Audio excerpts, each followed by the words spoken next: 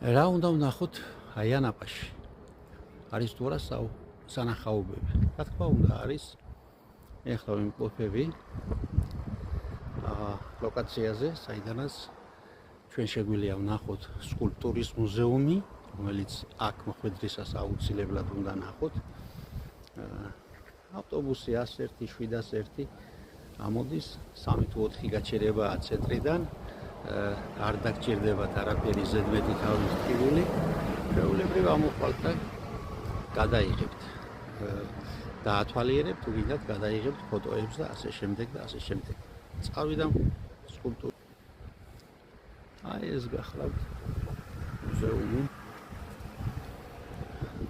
ჩემო ბატონო სკულპტურის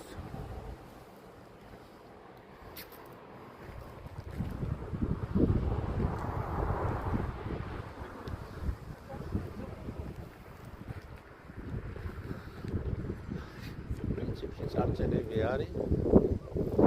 მე მგონი თუ რამე სკულპტურა ხსნა საბერძნეთში არის.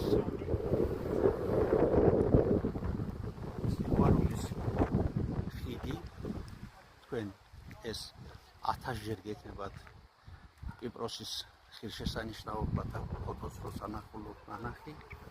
აქვეა, ახლა დავიწყებ აქედან, შემდეგ ჩავალ დაბლა. სასტუმრო მარინას მიმართულებით უნდა წახვიდეთ, სხვას კი ხედავთ თქვენ და იქვე შევხვდებათ ჩემო ბატონო ეს ღირსშესანიშნაობა. მოდი ახლა ჩვენ ვუყურებთ სკულპტურის მუზეუმს, დავათვალიეროთ სკულპტურები.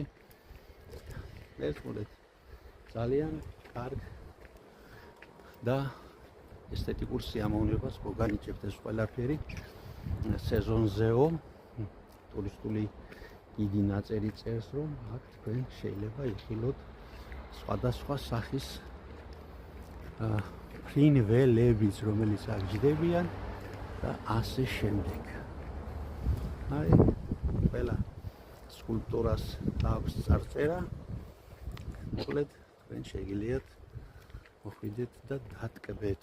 გარემო არის საკმაოდ მშვიდი, იმის გამო რომ ახლა სეზონი არ გახლავთ და თავისუფლად შეგიძლიათ ამოხვიდეთ და დაათვალიეროთ აქაურობა.